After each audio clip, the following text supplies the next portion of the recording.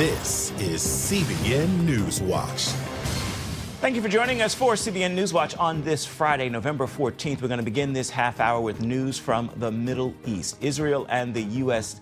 dealt severe blows to Iran's nuclear program this year. Even so, Iranian officials are not giving up. They're promising to rebuild their nuclear power. Now concerns are growing in the Middle East that another war between Israel and Iran is inevitable. Julie Stahl brings us the story from Jerusalem. Iran publicly displayed its ballistic missiles and drones for the first time since the war with Israel in June.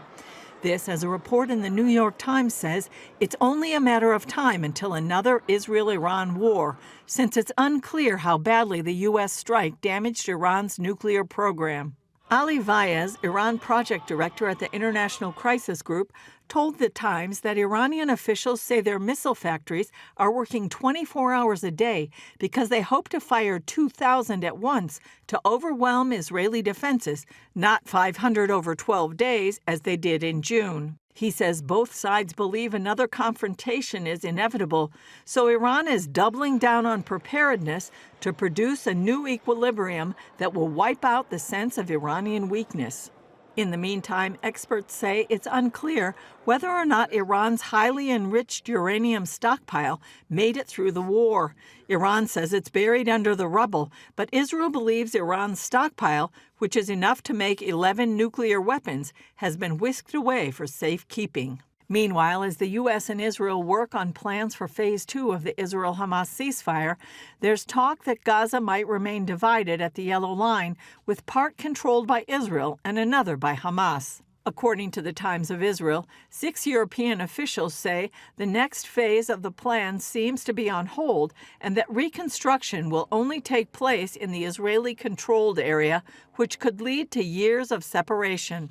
And Hamas returned the body of another hostage overnight. The IDF says 73-year-old Meni Godard was murdered by Islamic Jihad on October 7th and abducted from his home in Kibbutz Be'eri into Gaza. 3 hostage bodies remain in Gaza. Secretary of State Marco Rubio says there is concern about violence in Judea and Samaria, also known as the West Bank, that could scuttle talks in Gaza. But yes, look, certainly there's some concern about events in the West Bank spilling over and creating an effect that could undermine what we're doing in Gaza. We don't expect it to. We'll do everything we can to make sure it doesn't happen. A handful of Israelis torched and defaced a mosque in a Palestinian village on Thursday and wrote graffiti messages on it. The move came a day after Israeli leaders condemned such violence. Any incidents of lawlessness are dealt with to the full extent of the law. The IDF operates under strict ethical guidelines and international law in Judea and Samaria. Government spokeswoman Shosh Bedrosian pointed out, on the other hand, Judea and Samaria are a hotbed for Palestinians planning and carrying out terror attacks. 9 major attacks took place in September, 8 in the West Bank, Judea and Samaria region, and one side, Israel. The security services were able to foil 105 major terror attacks. 9 people were killed and 24 injured in the September terror attacks. The Israel Defense Forces also revealed they had dismantled a Hamas terrorist stronghold in the Bethlehem area. The IDF said they had apprehended more than 50 terrorists and said they had planned to carry out shooting attacks against security forces and Israeli civilians. So even though the Gaza ceasefire remains in effect, Israel is still dealing with potential terrorism in the West Bank and Gaza now, and the possibility of another major military conflict with Iran in the future. Julie Stahl, CBN News, Jerusalem. In the middle of Russia's war on Ukraine, a wider conflict is brewing. From Lithuania to Poland, countries along NATO's eastern flank are on edge. Moscow is sending drones over the borders of NATO's nations, and technically that's an act of war. George Thomas reports now from Warsaw, Poland. Across Lithuania, fears of a Russian strike aren't just headlines, they're real concerns shaping daily life. Here at an after-school drone course, 11-year-old Emilius Benko is learning how to build, program, and fly one. Just basically a drone simulation where you can go to single player or multiplayer. In recent months, Lithuania and its Baltic neighbors, Estonia and Latvia, have reported a sharp rise in Russian drone activity, sometimes inside their airspace. These small nations sit just miles from the Russian border. This has led Lithuania to begin public defense programs like this as part of a broader push to prepare for any crisis. We develop kind of a strategy how we are preparing our citizens for, militarily, and how we're preparing all the rest of the citizens to build the resilience of our population. And it's not just the Baltics feeling the pressure. Russian drones have also crossed into Polish, German, Danish, and even Belgian airspace. In September, 20 Russian drones entered Poland, prompting officials here to temporarily close the main airports. To counter the threat, Poland and Romania are using an American-made anti-drone system. The American MEROP system being used in Poland and Romania is cheaper than deploying a fighter pilot and uses drones to attack drones. It's been tested in Ukraine, is small enough to fit in the back of a pickup truck, and can accurately detect drones and counter them using AI to navigate when communications are jammed. As Vladimir Putin ramps up his hybrid war, many in Poland quietly worry about the unthinkable war with Russia. I've seen some reports that our army is not doing great, and that if there would be a war, it wouldn't take that much time Russia to take over some of our land. In recent months, thousands of Poles here in Warsaw have signed up for military training. The government aims to create an Israeli-style reserve force numbering some 500,000. I've recently been participating in a public debate on what happens and what I would do as a citizen, whether I would run away or I would stay and fight. And I have to admit that I don't know what I'm going to do. In September, 30,000 Polish and NATO troops took part in one of the largest military drills in the country's history. The exercise unfolded less than 60 miles from the Suwalki Gap, a narrow stretch connecting the Baltic states to the rest of NATO. Experts say if Russia ever attacks, this could be one of its first targets. The importance and strategic significance of the Suwalki corridor is undeniable. Last month, a new highway opened linking the Baltic states to Poland. It cuts right through the Suwalki Gap between Belarus and Russia's Kaliningrad enclave. It is a very important artery not only for the movement of goods and people, but also for military mobility. With Russian drones testing NATO's borders and tensions rising across Europe, one question looms large: not if the alliance is ready, but how soon it may have to prove it. George Thomas, CBN News, Warsaw, Poland. America's government is back open, but a return to normal could take some time. Millions of workers, services, and systems remain stretched as the longest federal government shutdown in the United States history is coming to an end. CBN's Brody Carter reports on what happens next. After 43 days, the shutdown is over, but for nearly 1.5 million federal employees who went without pay, the big question remains, when will the money come, now that Congress and the president have agreed to keep the government open? This was a no-brainer. This was an easy extension.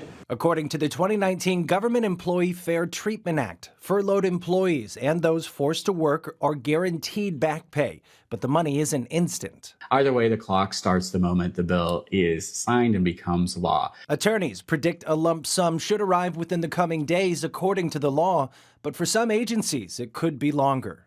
To recognize the strain on employees during the shutdown, Homeland Security Secretary Kristi Noem announced bonuses for some TSA agents who stayed on the job. We are going to be handing out bonus checks of $10,000 to TSOs, to agents who work for TSA who served with exemplary service. But for others, like air traffic controllers who also worked without pay, the shutdown's impact is still up in the air. The FAA is now racing to reverse flight reductions imposed at major airports. But airlines warn full flight schedules likely won't be restored until after Thanksgiving. On the ground, public institutions are reopening in phases, but the National Park Service says parks were left vulnerable and now face months of cleanup and lost revenue. The fridge is pretty much empty.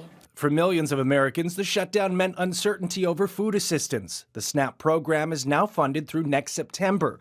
But at the Internal Revenue Service, a backlog from weeks of inactivity means tax refund delays are likely. And some analysts believe the economy could possibly suffer. Fourth quarter growth may have a subtraction of about 1.5% during those 3-month period, during that 3-month period. And by contrast, the growth for a full year is typically averaging around 2%. So that is a significant hit. Economists say the impact is a stark reminder that even when the government's doors back open, the financial aftermath is far from over. Brody Carter, CBN News.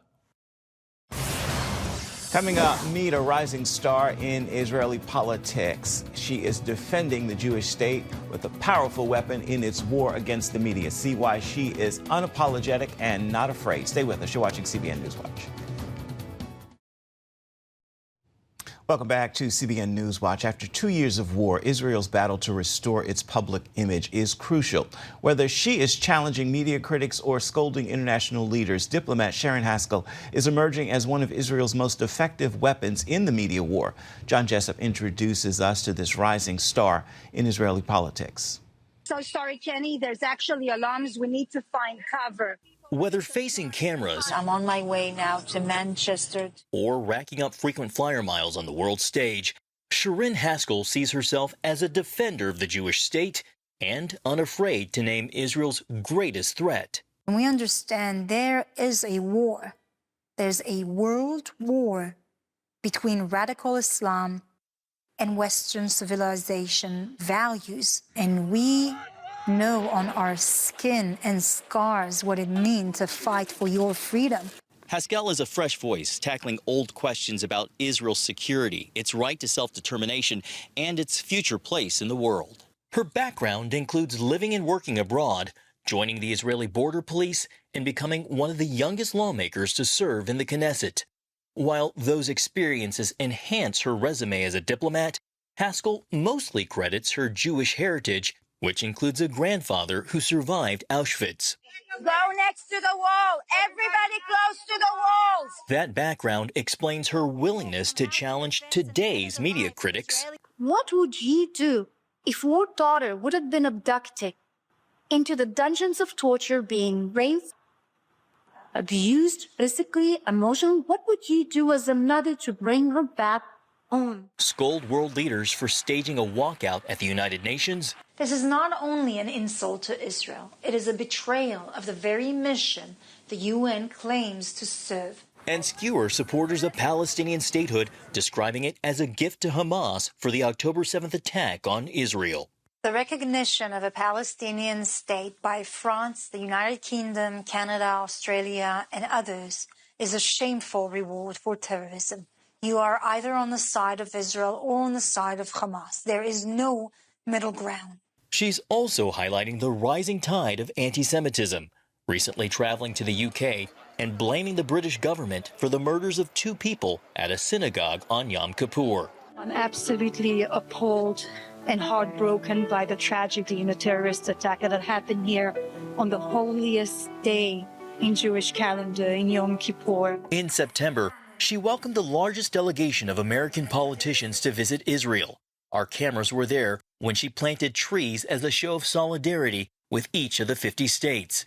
That visit points to another aspect of the job, trying to convince tourists to return after COVID and 2 years of war. For the Christian community, it's important for us that they come and they see it. They see the history. They see the archaeological sites. They see the forensic evidence of the Bible. Haskell, once a critic of Netanyahu and a former member of his Likud party, balances her independent streak with being practical. That's made her attractive among younger Israelis. As for Israel's future in the Middle East, for her it's a mix of being realistic while acknowledging the supernatural. She points to Israel's unlikely story going all the way back to King David. He didn't give him the kingdom. He didn't give him a crown. He gave him Goliath. And that, I think, is a point where we were given a Goliath. You have to be a realistic in Israel. And to be a realistic, you have to believe in God and miracles. Our history is full of that. And we trust him. He's got a plan for us, and he's been protecting us. John Jessup, CBN News, Jerusalem. Still ahead, it's been 75 years since readers first stepped into Narnia. See why the beloved classic endures to this day. Stay with us. You're watching CBN NewsWatch. It's the 75th anniversary of a modern Christian classic, The Lion, the Witch, and the Wardrobe by C.S. Lewis. It was published in 1950. To this day, the novel is beloved by young and old alike. CBN's Jenna Browder shows us how the story continues to reach new audiences. From the beloved book to various stage adaptations to the big screen, The Lion, the Witch, and the Wardrobe is one of our culture's most well-known stories. The classic takes place in World War II England. The siblings Peter, Susan, Edmund, and Lucy are sent from their home in London to live with a family friend in the country. It's there they discover the wardrobe that transports them into the magical land of Narnia. I've had the honor of teaching college students for almost 20 years now. Professor Christina Crenshaw of Arizona Christian University teaches a course on the book's renowned author, C.S. Lewis. He would tell these biblical allegories through his science fiction, because he has, a whole history of science fiction. He's got this whole history of course, Narnia, and it would invite children into a world where they could see goodness and truth and get to know God as the creator in a way that I think lasts for generations. The Lion, the Witch, and the Wardrobe is one of 7 books in the Narnia series.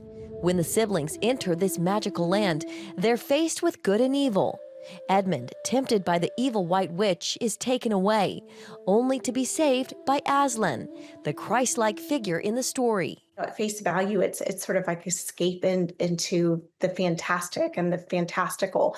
But really, as kids start to engage the story, they realize this is spiritually forming me to rightly align my affections with what's good and what's true and what's beautiful. And I think it also highlights our human sinful nature as well. We see that the characters in the book, they're not flawless. They're not without their sins and their sin issues, but the overarching theme is redemption. It is a savior who comes back to redeem and restore and to take back that which has been captive by the enemy. Publisher HarperCollins is celebrating the 75th anniversary with a major marketing campaign, special events at bookstores, and republishing of the Narnia series with new cover art. At Washington's Museum of the Bible, the story recently came to life on stage. It's been so well received. It's been just wonderful. President of the production company Logos Theater, Noah Stratton, says they plan to produce all 7 stories in the series. Kids love it and think it's great, but then you have adults who are loving it. You have grandparents, and people always will ask us, like, well, what's the best age range to come and see this? And I always say, well, it's like the old Christmas song, kids 1 to 92. Everybody enjoys this because there is a beautiful simplicity while still having so many layers of truth. The museum is also celebrating Lewis with an exhibit, The Myth That Became Fact. We spoke with curator Wes Viner, who points out Lewis was an atheist before turning to Christ. One of his objections to Christianity was that it looked very much like all of this pagan mythology that he, as a scholar, studied and loved. And he thought the story of Jesus looked very much like this. He came over time to believe that maybe Christianity did not resemble those things because it was false. Maybe those things resembled Christianity because it was true. One of the people who helped to change his mind was J.R.R. Tolkien, author of the Lord of the Rings series. He converts to Christianity, and for another decade after that, he's still just an anonymous English literature professor working and teaching students over in England. He doesn't really rise to fame until in the midst of World War II. A producer for BBC Radio read his book, The Problem of Pain, and asked him to come give a series of radio broadcasts on the Christian faith in this very dark time. World War II, Germany is advancing, the whole world feels as if it's collapsing. And it was those radio broadcasts, which were later adapted into the book Mere Christianity, that really launched Lewis to international fame. He became this sort of spokesperson for the Christian faith, and then soon after, this famous fiction author as well. And his legacy and that of The Lion, the Witch, and the Wardrobe endures. The Museum of the Bible is now showing a production on the friendship between Lewis and Tolkien. Netflix also has its own adaptation of the Chronicles of Narnia in the works. It comes out next fall. Jenna Browder, CBN News. Thousands give their lives to Christ during an outreach. We are going to share that good news when we come back. You are watching CBN NewsWatch. News rang out in Buenos Aires, Argentina. It happened last weekend. Nearly 75,000 people came for a two-night outreach by the Billy Graham Evangelistic Association. The ministry partnered with about 2,500 churches from all parts of the city. Franklin Graham delivered a message of God's love and salvation through repentance and faith. More than 9,000 people made decisions to give their lives to Jesus Christ. It is time now for your Friday Faithful, and today I want to leave you with this message to take into your weekend. There is no need to worry. You have a God who never rests, and that means you can. Rest in His promise and rest in His power. You cannot rest and worry. Choose rest. Rest adds life to your years, and worry takes it all away. With that word, make this a fabulous Friday and have yourself a wonderful weekend. Well, that's going to do it for this edition of CBN NewsWatch. Remember, you can always find more of our news programs on the CBN News Channel. You can find them there at any time as well as online. That address is cbnnews.com. We'd love to know what you think about the stories you've seen here today. You can email us, newswatch@cbn.com. We'll see you back here come Monday. Goodbye. God bless.